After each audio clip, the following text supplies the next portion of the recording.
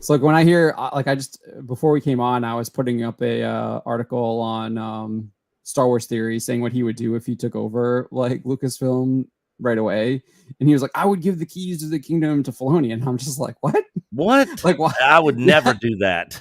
yeah, no way.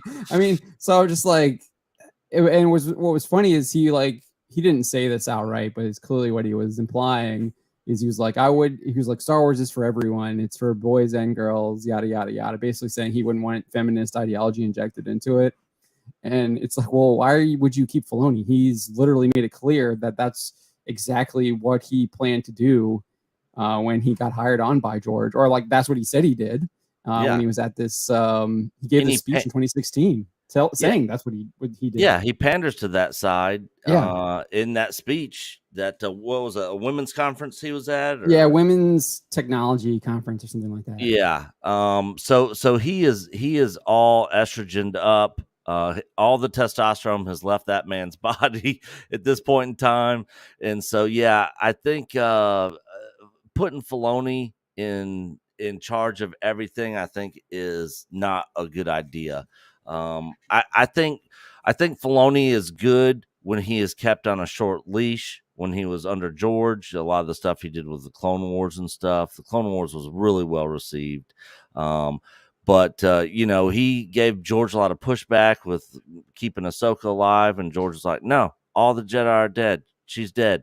And then, of course, when Disney comes along and buys it, he's like, Ahsoka's still alive. I can make it happen now that George is out of here. Yeah. So, I would not give the keys to the kingdom to Filoni at all. 100%. I'm right there with you. I mean, so what would you do if you were the owner of Lucasfilm? Like, what would you be your? I what would literally be like your daydream. first steps? I daydream about having the money to be able to accomplish this goal. Literally, I would publicly go in. Did you ever watch Entourage on HBO? No, I never watched that. Oh my God, such a good show. But Ari's character, he basically plays a character that is an agent for actors and stuff in Hollywood. Well, he takes over this big, huge firm, and a lot of his enemies that he's been feuding with for years are in there. Well, he buys the company out. Day one, he goes in there with a paintball gun, going around blasting everybody. You're fired. You're out of here. Clear this out. And like he's like yelling at people. Like I would literally, that would be my day one. I would go in and be like, you're out of here. First, I would be like, let me separate the people that were here under George Lucas. You guys are on this side. Everybody that got brought in by Kathleen Kennedy, you're on this side. And then Pablo Hidalgo, he'd be gone day one.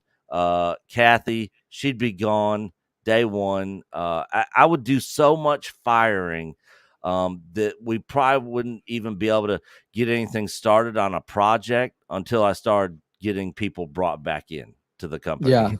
Because I would literally go on a firing spree. And then I just wouldn't blindly fire people, but all the people under George, the people that's been there for a long time, that were there during the prequels. There's a lot of old school Lucasfilm people there. They would all stay.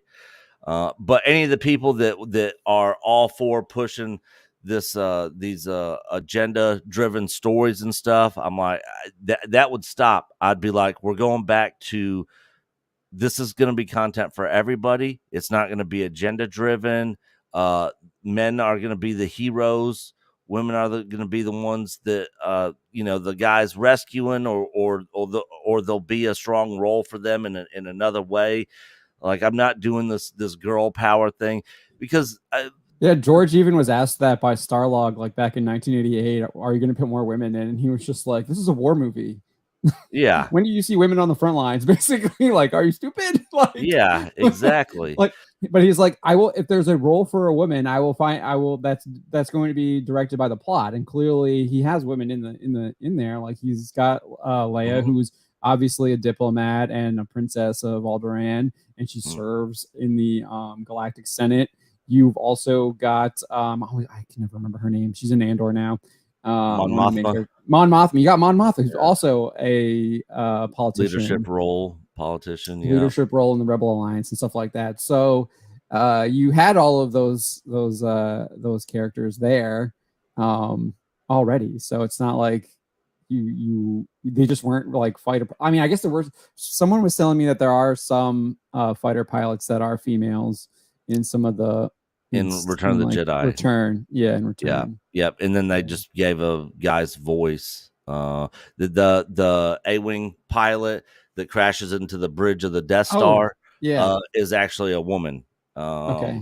And she's got like the British accent. Like you can literally go find the clips, the actual real footage from when they were shooting those scenes and stuff, and actually hear their actual real voice. And yeah, it's a woman, and it's always looked like a guy to me, you know. I'd have to go back and look at it.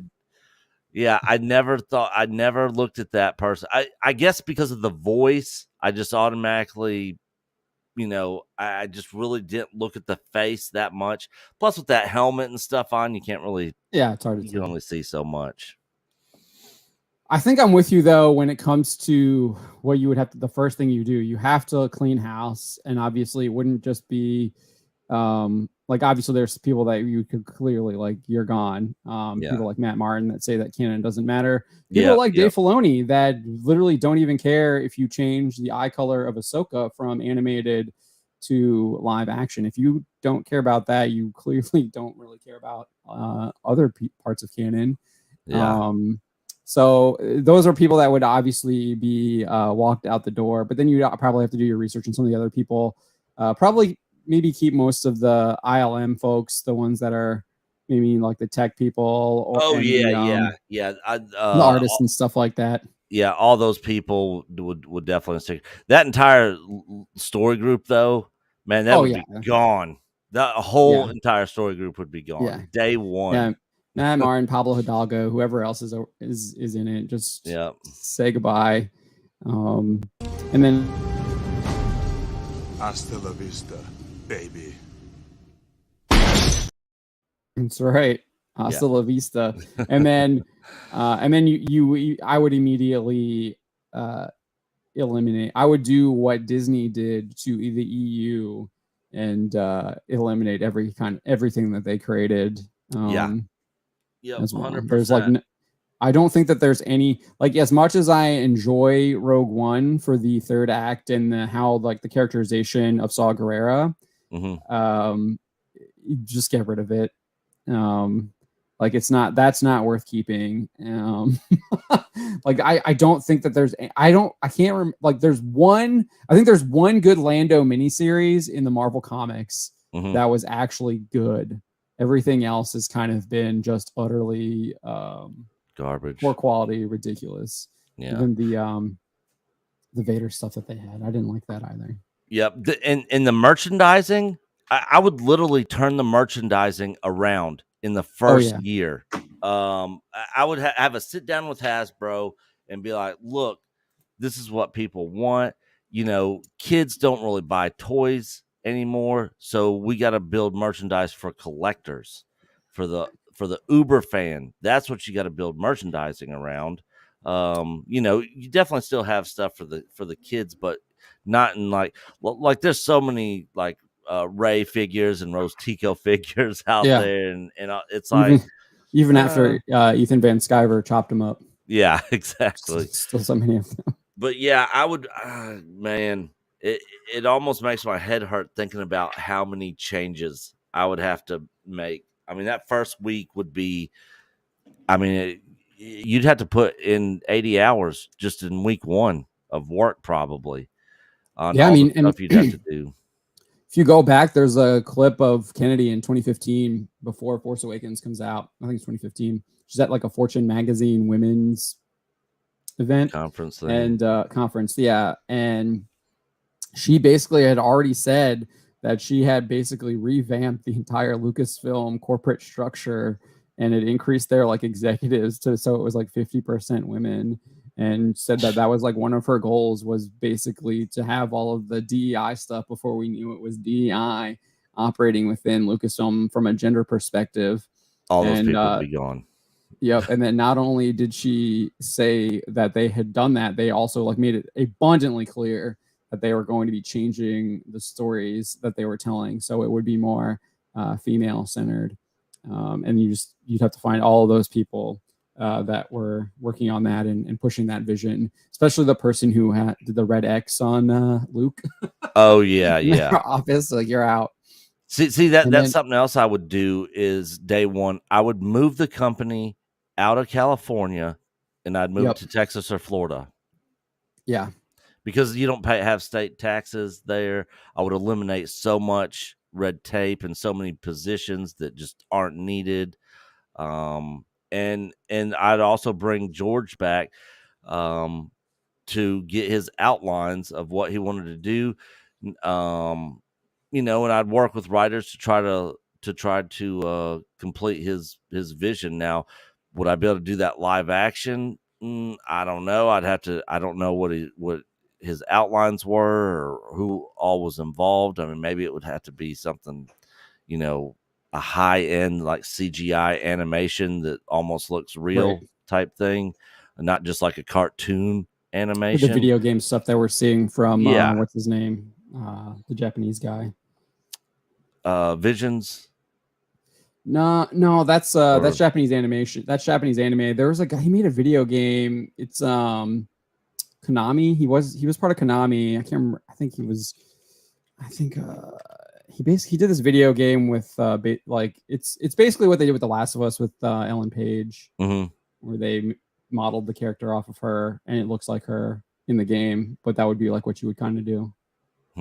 Yeah, I would definitely, but yeah, that would be another thing. I would definitely try to bring George's original vision, out to let him complete his story that he wanted to tell.